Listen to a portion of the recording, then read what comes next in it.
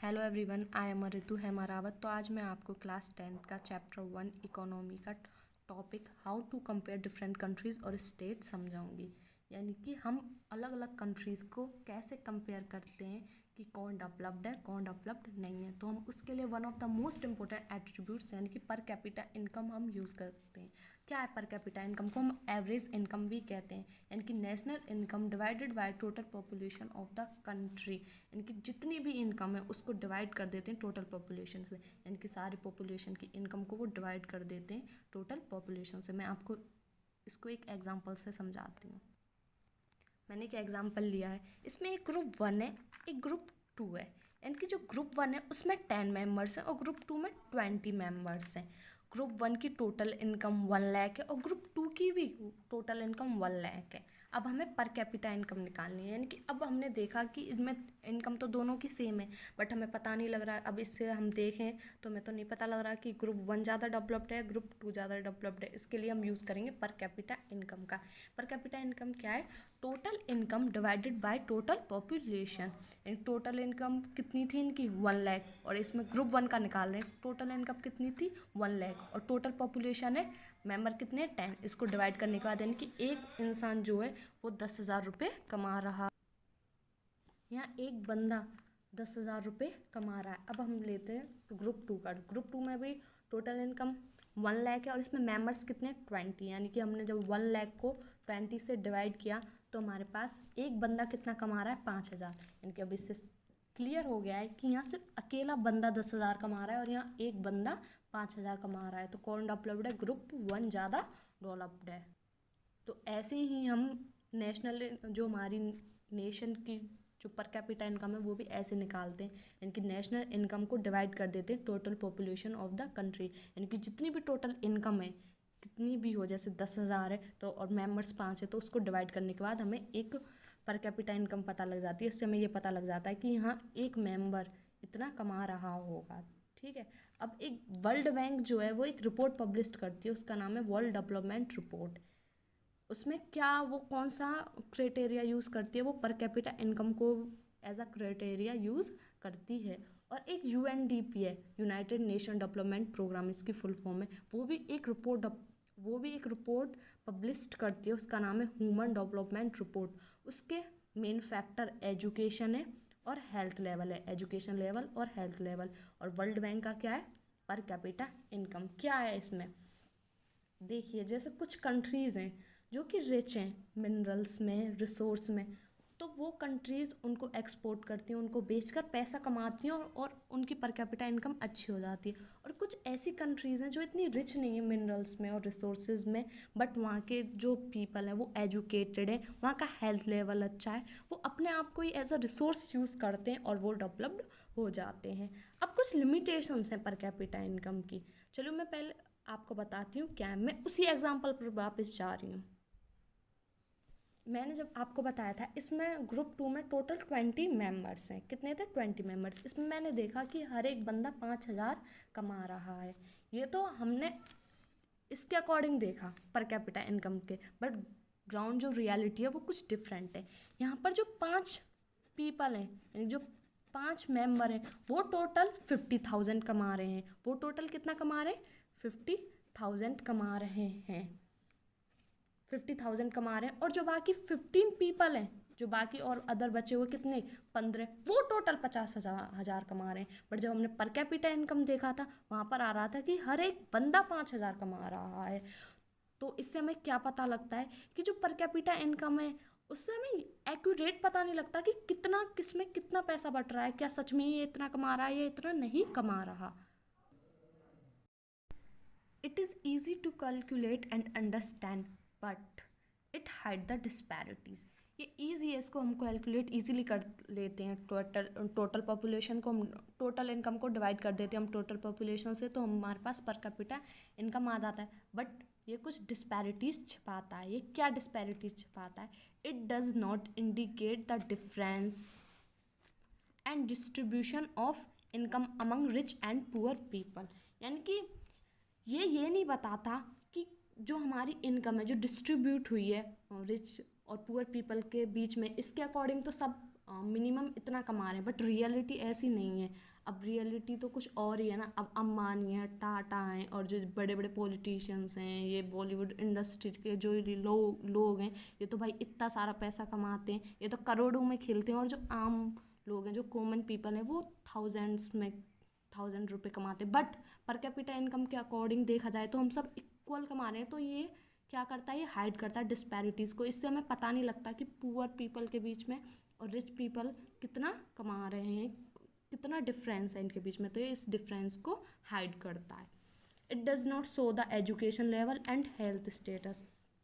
ये सिर्फ per capita income को ही चेक करता है, और उसमें भी डिस्पैरिटीज़ है कि इसमें ये नहीं पता लगता हमें कि कितना सच में ऐसा डिस्ट्रीब्यूशन हो रहा है या नहीं हो रहा। और रियलिटी ऐसा कोई भी कंट्री नहीं है जहाँ सब पीपल इक्वल कमा रहे हो। कॉमन सेंस की बात है, कोई ज़्यादा कमाता है, कोई कम कमाता है।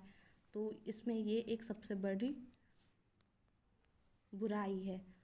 और ये एजुकेशन लेवल और हेल्थ स्टेटस भी नहीं बताता। इससे हमें ये नहीं पता लगता कि उस कंट्री का कैसा एजुकेशन लेवल है, वहाँ कितने एजुकेटेड लोग हैं, वहाँ एजुकेशन बच्चों को मिल भी रही है नहीं मिल रही हो। ना ये पता लगता कि हेल्थ का स्टेटस कैसा है, वहाँ कैसा लेवल है हेल्थ का।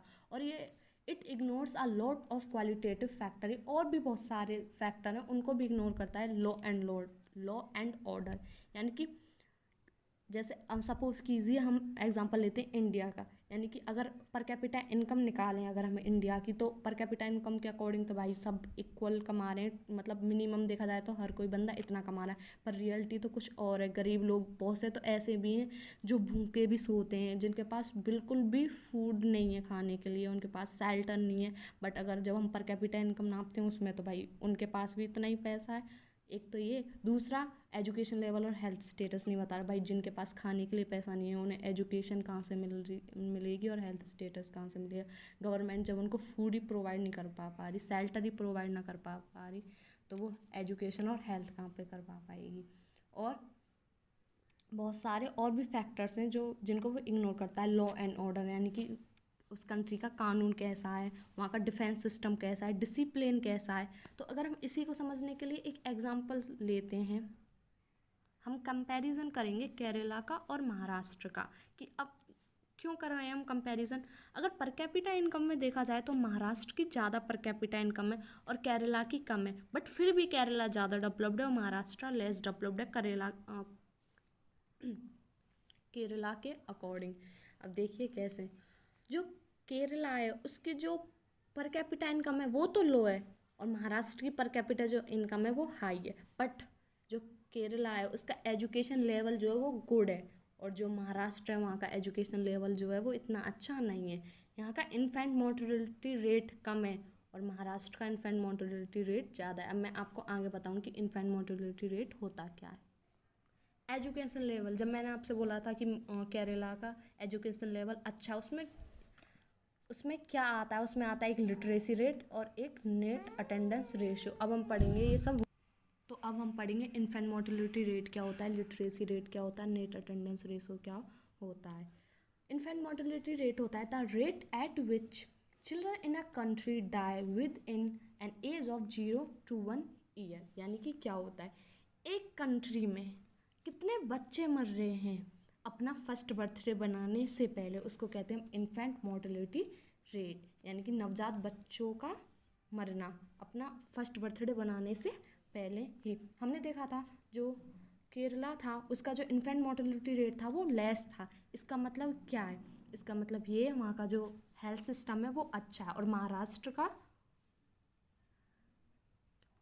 और महाराष्ट्र में इन्फेंट मोर्टेलिटी रेट जो था वो हाई था। इससे हमें ये पता लगता है कि अगर हम केरला और महाराष्ट्र का कंपैरिजन करें तो केरला में इन्फेंट मोर्टेलिटी रेट कम है और महाराष्ट्र में ज़्यादा है। यानी कि वहाँ का केरला का हेल्थ सिस्टम अच्छा है और महाराष्ट्र का इतना अच्छा नहीं है। उसके बाद हम पढ़ेंगे net attendance ratio. Net attendance ratio क्या होता है, नेट अटेंडेंस रेशो से पहले लिटरेसी रेट पढ़ेंगे। The proportion of literate population of 7 years and above age groups. यानी कि क्या होता है, लिटरेसी रेट ये होता है कि कितनी पॉपुलेशन 7 साल से ऊपर की पढ़ सकती है और लिख सकती है। एक कंट्री की कितनी पॉपुलेशन 7 साल से ऊपर की पढ़ सकती है और लिख सकती है, उसको कहते हैं हम लिटरेसी रेट। उसके बाद आता है नेट अटेंडेंस रेशो। ये नेट अटेंडेंस रेशो क्या होता है? Total number of children of age group 6 to 10 attending school as a percentage of total number in the same age group.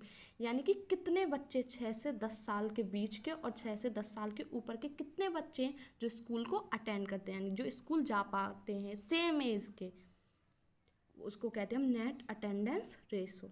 ठीक है, आई होप आपको समझ में आ गया होगा। तो हमने देखा था जो केरला और जो हमने महाराष्ट्र का कंपैरिजन किया था, उसमें जो केरला था उसका माना कि जो पर कैपिटा इनकम था वो लो था, लेकिन उसका लिटरेसी रेट और उसका नेट अटेंडेंस रेशो अच्छा था। यानी कि वहाँ के जो लोग, लिटरेसी रेट में हमने क्या पढ़ा, 7 साल से ऊपर के कितने लोग हैं जो पढ़ सकते हैं और लिख सकते हैं। यानी कि वहाँ के लोग 7 साल के ऊपर के ज़्यादा लोग हैं जो पढ़ सकते हैं और लिख सकते हैं। और इन्फेंट मोर्टेलिटी रेट वहाँ का क्या था, कम था। और नेट अटेंडेंस रेशो भी वहाँ का अच्छा है। लेकिन अगर हम महाराष्ट्र का देखें तो हम माना कि पर कैपिटा इनकम अच्छा है, बट वहाँ का एजुकेशन लेवल यानी कि वहाँ लिटरेसी रेट और नेट अटेंडेंस रेशो इतना अच्छा नहीं है। यानी कि वहाँ इतने लोग इतने ज़्यादा पढ़े लिखे नहीं हैं। और वहाँ का इन्फेंट मोर्टेलिटी रेट ज़्यादा है, यानी कि वहाँ का हेल्थ सिस्टम एकदम बेकार है according to Kerala.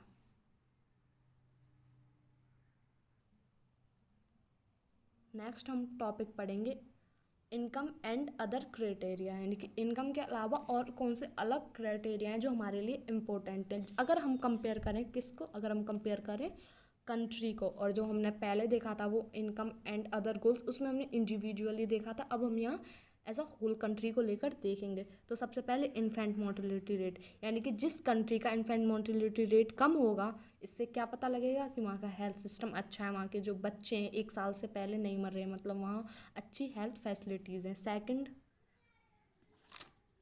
Net attendance ratio, यानी कि कितने बच्चे 6 से 10 साल के बीच के और उससे ऊपर की एज के स्कूल को अटेंड कर पा रहे हैं। अगर ज़्यादा रेशो में होंगे तो यानी कि वो उसका जो एजुकेशन लेवल है वो अच्छा है। और लिटरेसी रेट्स भी, अगर वहाँ के 7 साल के ऊपर के बच्चे जो होंगे वो पढ़ सकते हैं लिख सकते हैं, इसका मतलब ये कि यहाँ का लिटरेसी रेट भी अच्छा है। यानी कि इन दोनों से क्या पता लग रहा है हमें, उनका एजुकेशन लेवल जो है वो अच्छा है।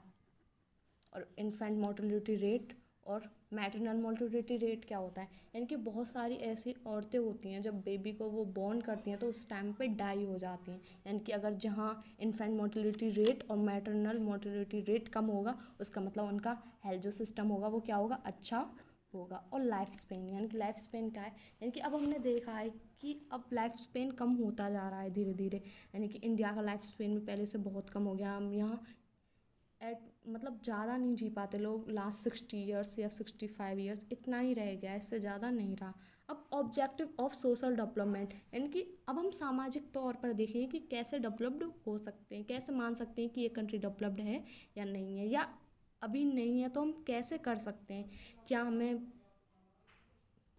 क्या हमें अपनाना चाहिए जिससे एक कंट्री अच्छे से डेवलप्ड हो जाए। पहला, इकोनॉमिक इक्वालिटी। इकोनॉमिक इक्वालिटी से हम ये समझते हैं कि यानी कि हमें इकोनॉमिक इक्वालिटी का मतलब है, यानी कि जो हमारी सोसाइटी का पुअर सेक्शन है उसके लिविंग ऑफ स्टैंडर्ड को राइज करना। यानी कि बहुत सारे लोग अभी भी ऐसे हैं जो बिलो पॉवर्टी लाइन आ रहे हैं, यानी कि उनके लिविंग ऑफ स्टैंडर्ड को बढ़ाना। सोशल जस्टिस मीन्स यानी कि हर किसी को इक्वल राइट्स देना, चाहे वो उससे हर किसी को इक्वल राइट्स देना, चाहे वो गरीब हो चाहे वो अमीर हो। हेल्थ एंड एजुकेशन, यानी कि जो गरीब लोग हैं जिनको हेल्थ और एजुकेशन भी, उनको फैसिलिटी, इस चीज़ की फैसिलिटी भी उन्हें प्रोवाइड करवानी चाहिए। फिर है कल्चरल इक्वालिटी। कल्चरल इक्वालिटी का मतलब है कि किसी भी तौर पर कोई भी डिस्क्रिमिनेशन ना होना चाहिए, ना ही हमारे कास्ट को लेकर, ना ही हमारे रिलीजन को लेकर, ना ही हमारे सोशल जस्टिस को लेकर, ना ही हमारे सोशल स्टेटस को लेकर। Thank you so much. I hope